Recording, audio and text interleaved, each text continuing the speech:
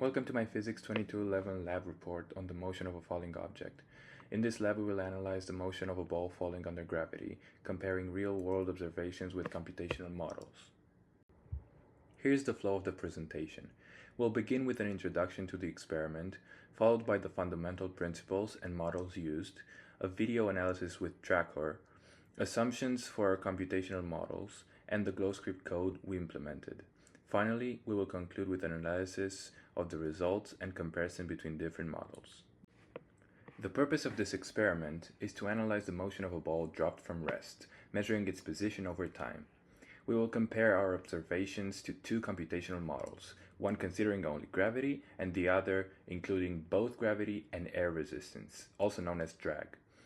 Through this, we aim to understand the concept of terminal velocity and how drag affects the motion of a falling object.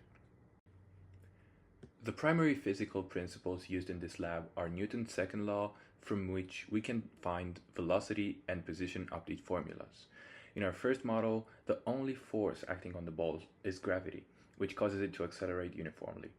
The equation governing this is force equal mass times acceleration. In the second model, we introduce the effect of drag. Here, the drag force is proportional to the square of the object's velocity and acts in the opposite direction. The drag equation is F drag equals b v squared times j, where b is the proportionality constant and v is the speed of the object. This model allows us to observe terminal velocity, which occurs when the gravitational force is balanced by drag. As part of the experimental process, I captured a video of the ball falling and used Tracker software to analyze its position as a function of time. Here you can see the real-world data plotted on the graph, showing the ball's decreasing acceleration over time. For the computational models, we make several assumptions. We assume that gravity and drag are the only two forces acting on the system. We also assumed that the object started with perfect zero velocity and started moving instantaneously as the video started.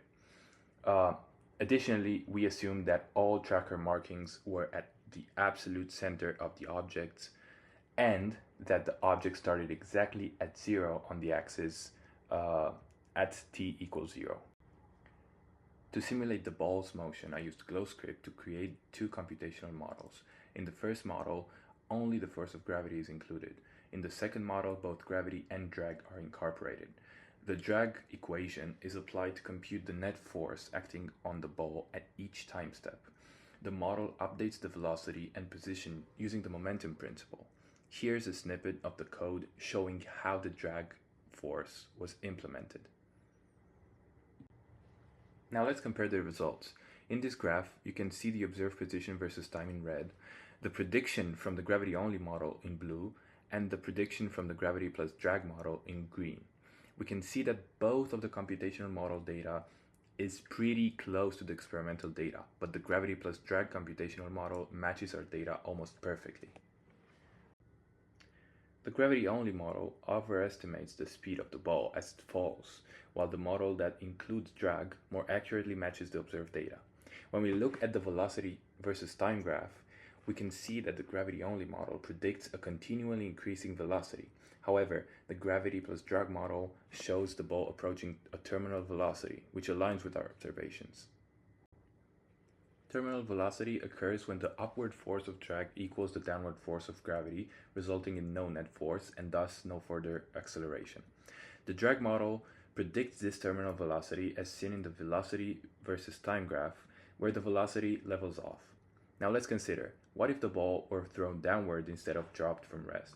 In this case, the terminal velocity would still be the same, as it depends on the balance between drag and gravity, not the initial speed. However, the ball would reach terminal velocity faster due to the initial downward speed. Using the computational model, we can verify that the velocity levels off at the same value in both cases, although the time to reach terminal velocity is shorter when the ball is thrown. In conclusion, the observed motion of a falling ball can be accurately modeled by including both gravity and drag. The gravity-only model fails to account for air resistance, leading to an overestimation of speed. The drag model not only matches the observed data more, but also helps us understand the concept of terminal velocity. Through this experiment, we have seen how computational models allows us to predict real-world phenomena and how assumptions such as the inclusion of drag are critical for accuracy. Thank you for watching my lab report. I hope this helped explain the motion of a falling object and the impact of drag on its movement.